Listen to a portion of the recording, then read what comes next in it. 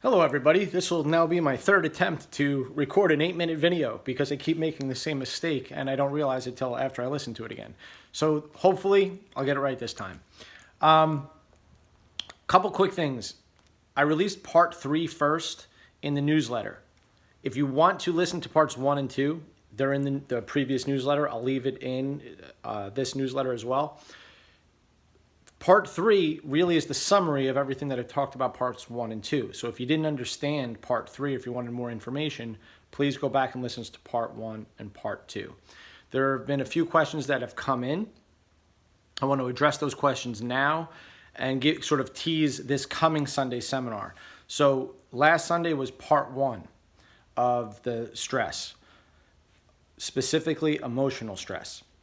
This coming Sunday, we're going to be talking part 2 about what to do, right? So we talked about why this is happening a little bit and how this is happening and what the hormones are. Now it's what do we do about it? But I do want to frame a couple of things. Some questions have come in about, so do we treat dopamine? How do I treat high dopamine, low dopamine?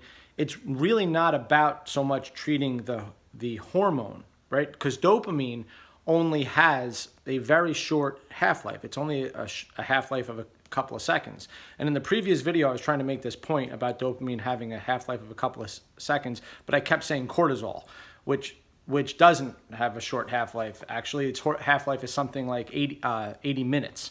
So that's a problem. I don't want to misinform you guys and be on record for it. So again, dopamine has a very short half-life, just a couple of seconds. So it'd be silly to treat something that is likely to just linger for a little while. Cortisol, right? Cortisol will linger for longer, but we framed the conversation in terms of dopamine, and this is where I want to leave this conversation in terms of understanding dopamine. So let's talk about it now very briefly, which will give us a nice preamble into Sunday.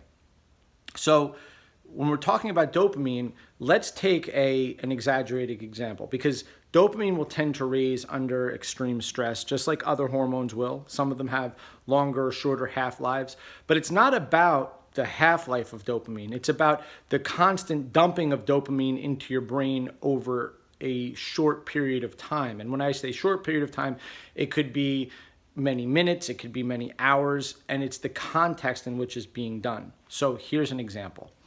Let's take a soldier at war overseas for a year, where no matter where he turns, he's on patrol, he could be shot at, there could be a bomb that goes off, he's driving down the road, and anything could happen. He's constantly in a state of alert. Now, his dopamine levels are going to be very, very high every day. Well, what happens here? What does your brain do?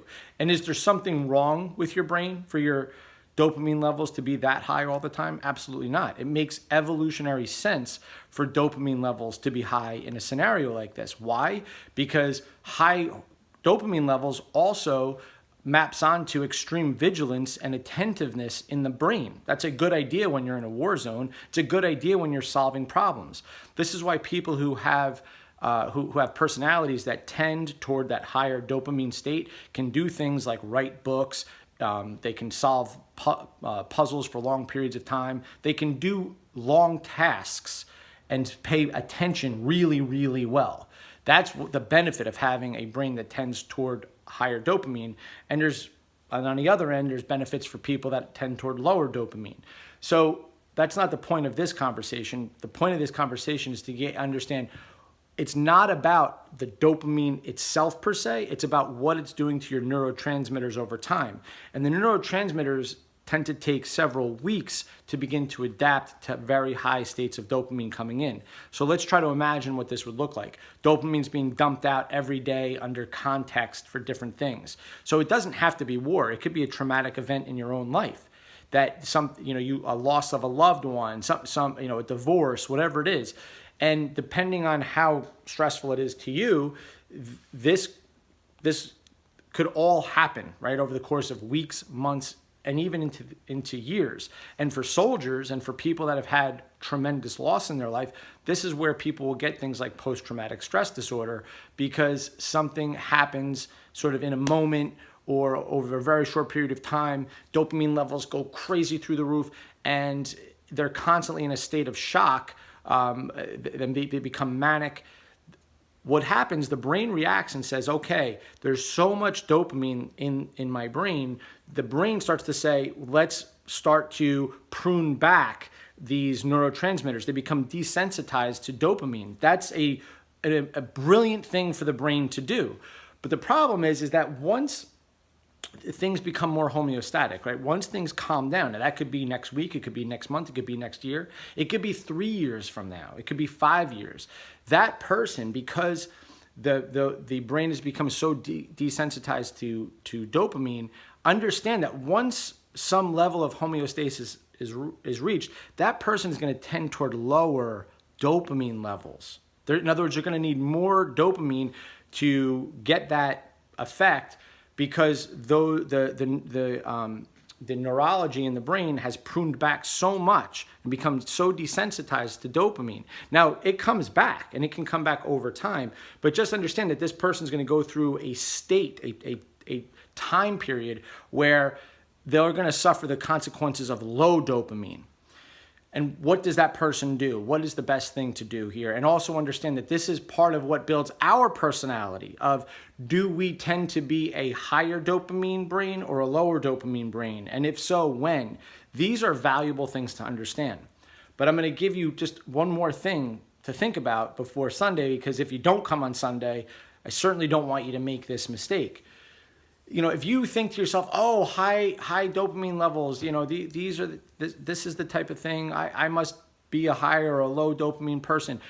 You think to yourself, oh, I'm an addictive personality, and so I feel this urge to do whatever it is, you know, whatever you're addicted to. But I got news for you. By nature, we are addictive creatures. I promise you that, and I'll prove it to you on Sunday. But we are by nature addictive. It's a function of what you're addicted to. But if it's an unhealthy thing that you're addicted to, watch carefully, because as soon as you have the urge, I want you to understand something. If you make the mistake of saying, oh, I have the urge to go do whatever is about to be terrible for me to do, and make the mistake that what you need to do is raise your dopamine, you're going to make the problem worse, because your dopamine is already skyrocketed, right? Dopamine level raises the most in anticipation of the reward. So when you're feeling that urge, your dopamine levels are already through the roof. What you need to do is lower your dopamine levels, okay? So this just gives you a little bit of a context of some of the stuff we'll talk about on Sunday, and I hope to see you guys there. Do me a favor, please subscribe to my channel, please thumbs up this video, please leave comments, and please show up Sunday if you're interested in learning more stuff like this. All right, guys, have a great rest of the day.